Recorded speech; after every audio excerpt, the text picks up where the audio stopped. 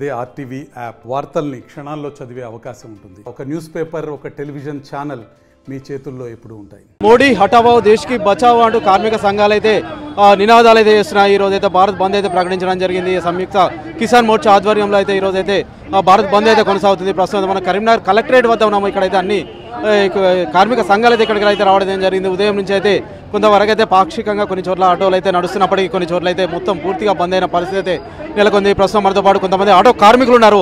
ఒకసారి వారితో మాట్లాడదాం. సార్ చెప్పండి, ఏంటి మీ ప్రధాన డిమాండ్స్ ఏంటి? అంటే మీరు ఏం కోరుకుంటున్నారు?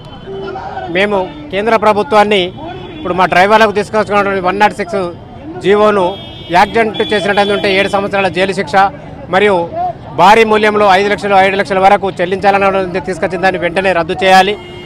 ఆ రద్దు చేయాలనే దాని మీద దేశవ్యాప్తంగా మొత్తం ట్రాన్స్పోర్ట్ రంగం, రవాణా రంగం మొత్తం ధర్నా బంద్ పిలుపునివ్వడం జరిగింది. ఇదే సందర్భంలో రాష్ట్ర ప్రభుత్వం కూడా మా ఆటో డ్రైవర్లకు తీసుకొచ్చినటువంటి ఉచిత బస్సులో సౌకర్యంగా ఆ మహిళలకు ఇచ్చిన దానికి మేము ఉచిత బస్సుకు ఏమాత్రం వ్యతిరేకం కాదు. కానీ దాని ప్రత్యామ్నాయంగా మా ఆటో డ్రైవర్లకు కూడా ఏదైనా ఒక జీవన వృత్తి ప్రకటిస్తారా, ఏదైనా ఒకటి ఆలోచన చేసి మా ఆటో డ్రైవర్ల మనోభావాలను దెబ్బతినకుండా మాట్లాడుతున్నారు. ఆ మనోభావాలు దెబ్బతినే పరిస్థితి తీసుకొచ్చినట్టుంటే మా ఆటో డ్రైవర్లు తట్టుకోలేక ఆత్మహత్య చేసుకుంటున్నారు. ఇప్పటి వరకు 26 మంది ఆత్మహత్య చేసుకొని సూసైడ్ చేసుకొని మా ఆటో డ్రైవర్లు పూట గడవని పరిస్థితుల్లో చనిపోవడం జరిగింది. రాష్ట్ర ప్రభుత్వం వెంటనే ఆలోచన చేసి మాకు జీవన భృతి ప్రకటిస్తారా, లేకపోతే ఆర్టీసీలో ఏమైనా సడలింపు చేసి మా బ్రతుకులు కూడా రోడ్డు పైన నడిచే విధంగా, మా బ్రతుకులు మారే విధంగా ప్రయత్నం చేయాల్సిందిగా మేము రాష్ట్ర ప్రభుత్వాన్ని డిమాండ్ చేస్తూ ఉన్నాం. ఓకే, అంటే మీరు ఎన్ని సంవత్సరాల నుంచి ఆటో నడుపుతున్నారు? అంటే ఎంతవరకు సంపాదిస్తారు? ఇప్పుడైతే ఇప్పటికి తేడా ఏం గమనించారు? నేను గత 30 సంవత్సరాల నుంచి ఆటో డ్రైవర్గా పనిచేస్తున్నాను. నేను ఇంటర్మీడియట్ డిగ్రీ వరకు చదువుకున్నా. నా డిగ్రీలో ఉద్యోగాలు లేక ఆటో ఎంచుకొని ఆటో జీవితాన్ని 30 సంవత్సరాల నుంచి చేసుకుంటూ నా మ్యారేజ్ ముందు నుంచి ఇప్పుడు నా పిల్లలు కూడా డిగ్రీ అయిపోయింది, పీజీ అయిపోయింది. నేను గత 30 సంవత్సరాలు నడుపుతున్నా. ఈ కాంగ్రెస్ ప్రభుత్వం రాకముందు, అంతకుముందున్న కాంగ్రెస్ ప్రభుత్వంలో కానీ, తెలుగుదేశం ప్రభుత్వంలో కానీ, టీఆర్ఎస్ గవర్నమెంట్ ప్రభుత్వంలో కానీ ఆటో డ్రైవర్లకు ఎక్కడ కానీ ఎలాంటి ప్రాబ్లమ్స్ జరగలేదు. ఆర్థికంగా ఎక్కడ నష్టపోయిన సందర్భాలు లేవు. ఓలా ఊబర్లు వచ్చినటువంటి సందర్భంలో కూడా ఆ ఓలా ఊబర్ సందర్భంలో కూడా మా ఆటో డ్రైవర్లు, ట్యాక్సీ డ్రైవర్లకే బెనిఫిట్ జరిగింది. కానీ దాంతో ఎలాంటి నష్టం మాకు జరగలేదు. ఇప్పుడు తీసుకొచ్చిన ఉచిత బస్సు వల్ల తెలంగాణ రాష్ట్రం మొత్తం ఆటో డ్రైవర్లు రోజు 1000 రూపాయలు సంపాదించుకున్న ఆటో డ్రైవర్లకు 200 నుంచి 300 కూడా మిగలడం లేదు. అంటే డీజిల్ పోను, చిల్లర ఖర్చులు పోను ఒక 200, 300 తీసుకపోతే ఒక్కొక్క వెహికల్కి ఫైనాన్స్ 9,000 రూపాయలు నుండి 8,000 వరకు కిస్తూ ఉంటుంది, 10,000 కిస్తూ ఉంటుంది. అంటే కనీసం కిస్తీ వరకు కూడా సంపాదించిన పరిస్థితులు ఈ 2 నెలల నుంచి కనబడతా ఉన్నది. అంటే ఇలా సోనియా గాంధీ జన్మదిన సందర్భంగా తీసినటువంటి ఉచిత బస్సులో మా ఆటో డ్రైవర్ల మరణానికే శాసనం చేసినటువంటి పరిస్థితి ఉన్నది. కాబట్టి దయచేసి దాన్ని సడలించండి. మేము ఒకటే కోరుతున్నాం, మీరు తీసుకొచ్చిన ఉచిత బస్సును మేము వ్యతిరేకించడం లేదు, మేము కూడా స్వాగతిస్తున్నాం. మాకు కూడా మహిళలు ఉన్నారు, దానికి మేము ఓకే. కానీ దానిలో కూడా ఆటో డ్రైవర్లు పేద కుటుంబానికి చెందిన వారే. ఆటో డ్రైవర్లు ఏ విధంగా బతకాలి? 1000 రూపాయలు సంపాదించుకున్న సంపాదన నుంచి అటెంప్ట్గా 80% పడిపోయింది సంపాదన. మా పిల్లల ఫీజులు కట్టలేకపోతున్నాము. ఆటో కిస్తీలు కట్టకపోతే ఆటో గుంజుకపోయిన వస్తే సొసైటీ చేసుకునే పరిస్థితి వస్తుంది. సొసైటీలో సిగ్గుమానం కోల్పోతుంది. ఎందుకంటే ఆటో గుంజుక పేరు పిల్లలు కూడా పోషించలేకపోతే పరిస్థితి. ఇంతకుముందు ఉన్నటువంటి ఆ జీవితాన్ని ఈరోజు ఆ జీవితం కనబడుతుంది. ఒక పూట తింటే ఒక పూట పస్తుండే పరిస్థితి ఏర్పడుతుంది ఈ ప్రభుత్వంలో, ఈ ఆర్టీసీ ఉచిత బస్సు వల్ల. ఓకే, ప్రస్తుతం అయితే వల్ల బంద్ అయితే కొనసాగుతుంది. అంటే నెక్స్ట్ మీ కార్యాచరణ ఎలా ఉండబోతుంది సార్? ఈ అసెంబ్లీ లోపల రాష్ట్ర ప్రభుత్వం వెంటనే స్పందించి ఆటో డ్రైవర్లకు జీవనోభృతి ప్రకటిస్తారా? వాళ్ళు ఇచ్చారు 12,000 రూపాయలు మేము ఆశించడం లేదు. సంవత్సరానికి 12,000 రూపాయలు మాకు వద్దు. ప్రతి నెల ఒక 15,000 వరకు మేము డిమాండ్ చేస్తున్నాము. 15,000 ఇస్తారా? లేకపోతే మేము కూడా ఉచిత బస్సు మాదిరిగా ఉచితంగా సర్వీస్ చేయడానికి రెడీ ఉన్నాం.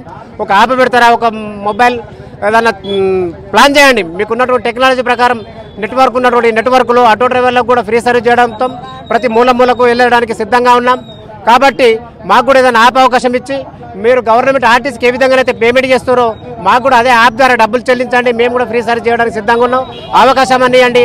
అవకాశం లేని సందర్భంలో మాకు జీవనోభృతి ప్రకటించండి. ఇలా ఆర్టీసీకి ఆదాయం పెరిగింది. ఎక్కడి నుంచి పెరిగింది? ఇప్పుడు ఆర్టీసీలో ఎక్కుతున్న జనాలందరికీ సర్వీస్ మేము ఇచ్చినాం గతంలో. ఇలా మీరు ఫ్రీ బస్సు పెడతారా? వాళ్ళ భర్తలు, వాళ్ళ మగపిల్లలు కూడా ఆర్టీసీలో వెళ్ళిపోతూ ఉన్నారు. ఒకరు ఫ్రీ అంటే ఇంకొకరికి ఛాన్స్ అవుతుంది కనుక మగవాళ్ళు ఎక్కుతలేరు, ఆడవాళ్ళు ఎక్కుతలేరు. పొద్దున పోతే సాయంత్రం వరకు కూడా ఒక ట్రిప్ కూడా కదలడం లేదు. కరీంనగర్ జిల్లాని చూసుకున్నట్టుంటే ఒక 50 కిలోమీటర్ల నుండి కరీంనగర్కు డైలీ అప్ అండ్ డౌన్ చేస్తూ ఉంటాయి ఆటోలు. అంటే కొంత మంత్రి గారు మాట్లాడుతున్నారు, బస్సు ఎక్కుతారు కదా, బస్ స్టాండ్కి ఎక్కుతున్నారు కదా, మేము ఇళ్ళకైతే పంపుతున్నారు. అయ్యా ఇవాళ 50 కిలోమీటర్ల నుండి ప్రతి రూట్లో మీరు ఇవాళ రవాణా శాఖ మంత్రి గారు హుస్నాబాద్ నియోజకవర్గం నుంచి దాదాపు 500 నుంచి 1000 ఆటోల వరకు హుస్నాబాద్ టు కోయేడ ఆ రూట్ నుంచి కరీంనగర్కు నడుస్తూ ఉన్నాయి. ఇలా వాళ్ళంతా జీవనోపాధి కోల్పోయారు. అంటే మీ నియోజకవర్గంలో మీరు ఎంక్వైరీ చేయించండి. ఎంతవరకు ఆటో డ్రైవర్లు నష్టపోతున్నారని ప్రభుత్వంలో ఎంక్వైరీ చేయించండి. వాస్తవా కాదా? ఏదో రాజకీయ నాయకులు వీళ్ళు వెనక ఉండి నడిపిస్తున్నారు అనుకోని మీరు అన్నావు, అది సరైన పద్ధతి కాదు. దయచేసి మీరు కింది స్థాయి నుండి ఎంక్వైరీ చేయండి.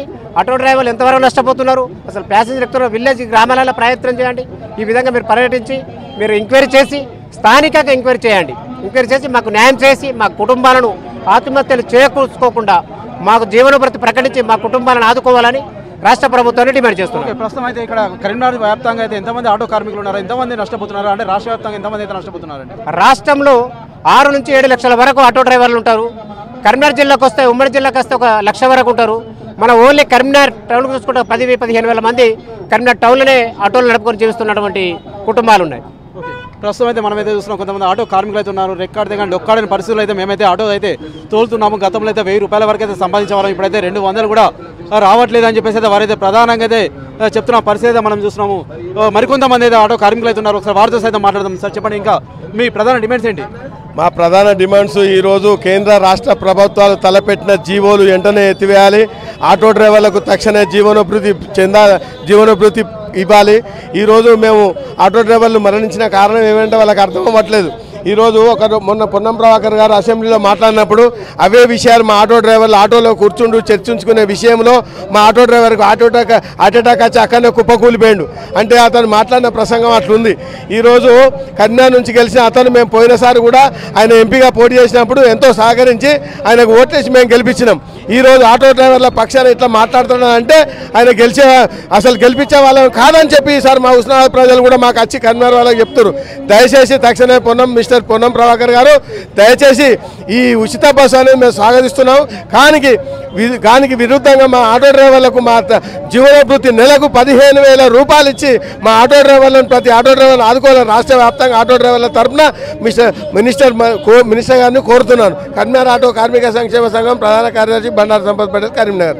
ప్రస్తుతం అయితే మనమైతే చూస్తున్నాము, మేము సైతం ఓటు వేస్తేనే కాంగ్రెస్ ప్రభుత్వం అయితే అధికారంలోకి వచ్చింది, మమ్మల్ని అయితే చాలా చిన్న చూపు అయితే చూస్తున్నారు. మాకైతే నిరుద్యోగ భృతి అయితే కల్పించాలి, ఖచ్చితంగా మాకైతే 15,000 రూపాయలు నెలకైతే ఇవ్వాలని చెప్పేసి అయితే ఆటో కార్మికులు అయితే చెప్తున్నారు.